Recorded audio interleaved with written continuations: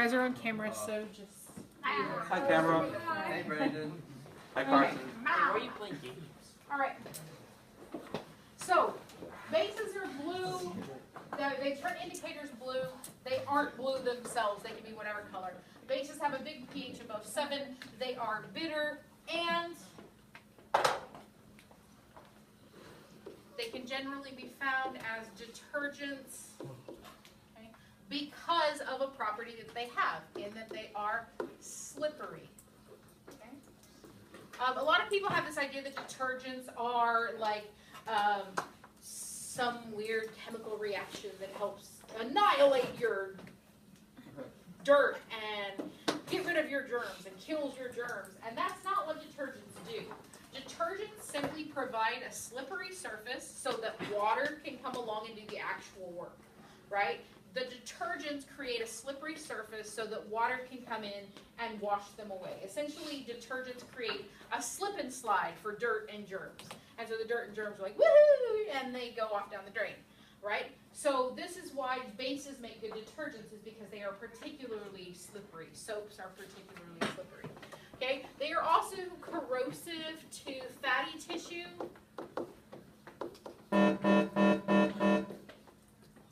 Please pardon this interruption. If you have not already sent learners down to our AP recoding, letters A through K, please do so at this time. Yes. Also, any dual credit students that will not be on campus during the regular time, please send them down as well. A through K and dual credit testers. But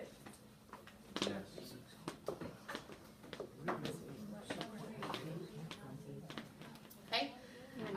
Bases are corrosive to fats. They specifically turn fats into soap.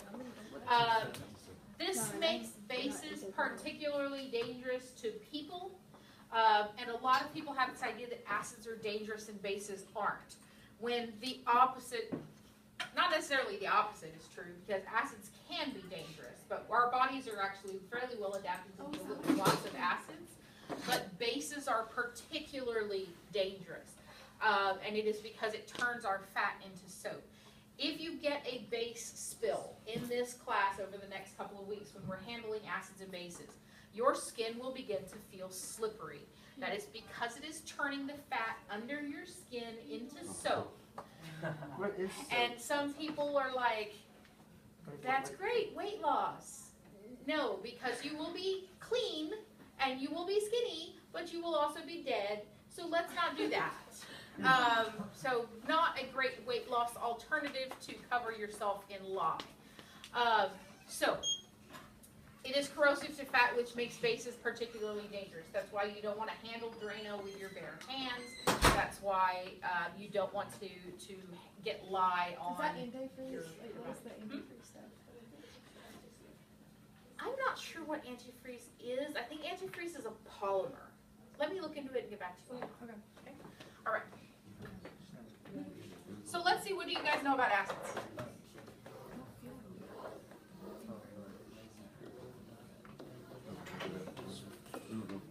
Okay. So think about what we just learned about bases. What do we know about acids? They're sour. Okay. So they taste sour. Take all of your lemons, limes, oranges. Those are all citric acid. Okay. Your lemonades, your carbonic acid, that's what you find in your sodas, your Coke. A lot of you have probably heard from your dentist that you don't want to drink Coke because it'll eat away your teeth and rot your teeth. It's not the sugar that's doing that, it's the fact that you're drinking carbonic acid, right?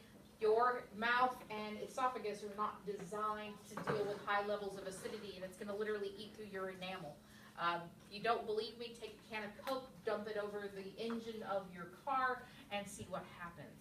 You'll end up with a really clean engine because it literally etches through the metal. Acids are corrosive to metal. Okay? You want to do an extraordinarily disgusting experiment? Get some vomit in a bucket. Just don't tell me how. And put a piece of metal in it and see, because your hydrochloric acid from your stomach will eat through metal. It just takes time. I actually had a young man who, as part of his science fair experiment, swallowed BBs of various metals and measured the mass of the BBs before and after the digestive system to see how corrosive the hydrochloric acid of his stomach was. You have to do That that? is literally disgusting. You have to watch it. Yeah, Just go through it every time. That's nasty. as long as you're not eating feces.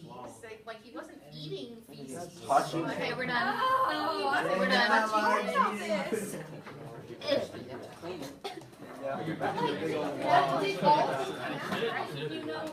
How did he weigh No, they just stay. Your digestive system takes between 8 to 24 hours to process, depending on what kind of foods that you're eating and how your metabolism works. And so, yeah, you can monitor. What would Your happen if it fecal completely content. dissolved? Okay. None of them did completely dissolve because they're only in your stomach for about 4 hours max, and that's not enough to eat through the BBs that you ate. It's not great. You put them in your mouth and swallow them. If we had allowed him to eat heavy metals, we didn't. It was like he ate a couple of steel BBs, but it wasn't, one, they're not in your system for long enough. It's not like we were introducing them over a long period of time, right? Now, if you ate metal BBs every day for, a month, then yes, you could give yourself heavy metal poisoning. This was So what a if that didn't short-term happen? What would experiment, happen? right? If you ate metal BBs No, regularly, if he did get Your hurt through liver that would shut experience, down. what would happen to the school? oh, this wasn't a school experiment. Oh, This was okay. an experiment when I worked at the TBMDL. Oh, okay. I thought it was school. This was an adult, not a student. Okay, so would you let a student do Even that? more weird. Probably not. Well, it depends. He'd have to sign waivers, Wait, Miss Carr. right? Yes. So what if you get heavy metal poisoning and your liver shuts down? What happens after that? You die. Really? Good point. Artificial liver. Well, you can get a liver transplant, but if you did it to yourself, you're not going to be high up on the transplant list. Just like if you That's drink, if you're an alcoholic and you get cirrhosis of the liver, because that's what alcohol is, it's a toxin that's being filtered by your liver, and it erodes your liver, causing cirrhosis of the liver, then you can't get on the transplant list because you did it to yourself, What if somebody right? else?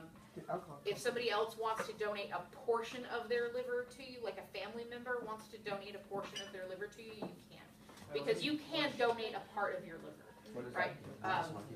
It'll give you a working, basically your liver is your filter, so it'll filter out your, Is there not like a I'll give you a artificial quarter. liver? Yes. Shut up. very few artificial organs. There's the Jarvik heart, but even that is not, it does not have huge, lasting results. Have I done the Jarvik artificial heart Yes. talk with you guys? Okay, so acids taste sour, they're corrosive to metal. What else do we know about them? What about their pH? It's below Is below 7 is low. So a low pH. Okay, anything else? What do they turn litmus paper? Red. That's about below wrong. All right, so that's what we know about acids so far. This is a very general list. Okay, so this is your definition of acids and bases. We're going to look at Arrhenius's definition, and we're going to look at Bronsted-Lowry's definition. We're not going to look at Lewis's definition because Lewis had this weird obsession with electrons, and so we're going to save Lewis's definition for an AP class. So, all right. So the Arrhenius theory of acids and bases, and I know that that's a little hard to see, so I'll rewrite it in white. Okay, that's white. That's not white. Nick's white. All right, Arrhenius, theory of acids and bases. Okay? Arrhenius' theory of acids and bases was specifically targeted at what happens to this solution when we put it into water. Okay? So, take something like HCl. We put it in an aqueous solution of water. Okay? What happens when you put HCl into water? Okay? What do you think?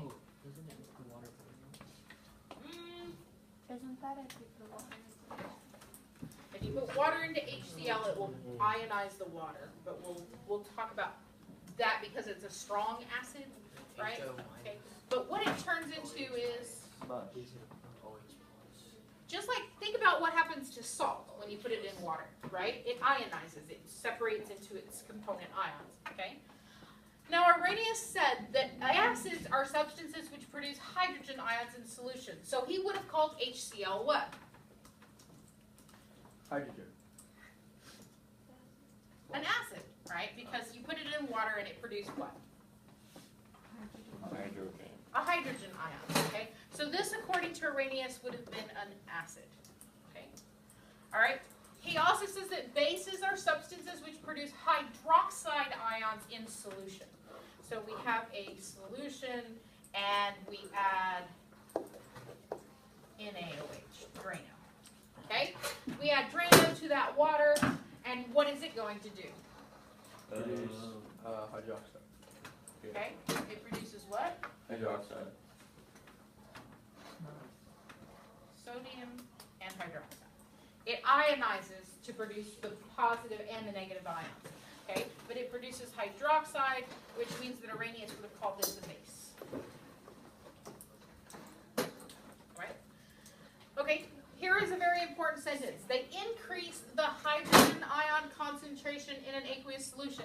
What does it mean when we have this H plus in brackets like this? Think about the last unit where we talked about solutions. What do the brackets mean? The two. Is that like? I thought it was like. The charge, right? Wait, is it the charge? Would that be the charge? No. Charge is the plus. Wait, what does what mean? Waiting for you. Hold on. Mr. Brennan. Yeah. I should be waiting for you. Wait, it means it's No, he's the one who thinks of this. That means it's I'm the smart. What did we just get done with? No, I know. solution. Solutions, okay? So what would we measure about a Where's the solvent? solution? Concentration, right? The brackets mean concentration. So when you read this sentence, they increase the H plus concentration in an aqueous solution. So as we add HCl, we're adding H plus. Therefore, the H plus concentration is going up, okay? So this is what Arrhenius said. He says as the concentration of H plus increases, it means that it is acidic, okay? And as the concentration of OH minus goes up, it becomes basic, right? Everybody with me? Yeah. So let's take a look at what happens to water when we put it in water. Seriously? So we put water in water, and what if it ionizes? Right? So we're going to put H2O in here. Okay? Is it going to produce H plus or OH? So if it produces OH, then you've got this water and it's broken up into an OH, and what's left over? H. So you put water in water and you end up with H plus and OH minus. Well, crap, says Arrhenius. What? Still water. There's it's an acidic base. It's an acidic base. Yes, Carson. We call this an amphoteric solution. Okay? What does it mean? It is both. It is both an acid and a base. I just don't understand why adding water wouldn't just make more water. It is an amphoteric solution. Like, I Because honestly in don't know. any bottle of water, any solution of water, we have H2O, but we also have H plus and we have OH minus, because water will ionize itself. The reason it will do this is because it's polar, and those polar ends are constantly pulling at each other. And so the negative end of the water can pull at a hydrogen, and the positive end can pull at the oxygen. And so that water is kind of ripping itself apart and putting itself back together. And so this is an ongoing process. It's not like you put water in water and then it falls apart, okay? You put water in water, and some of those things are going to become OH, and some of those things are going to become H, but then they come back together because those have a positive and negative charge. So are they going to want to come back together? No. A Yes. positive and a negative Yes. charge? They love each other. Yes, they love each other, right? They're going to come back together. So it's kind of like that couple that hooks hooks up and breaks up, hooks up and breaks up, and you're just like, freaking make up your mind already, right? But that's what water is, right? It's the Elizabeth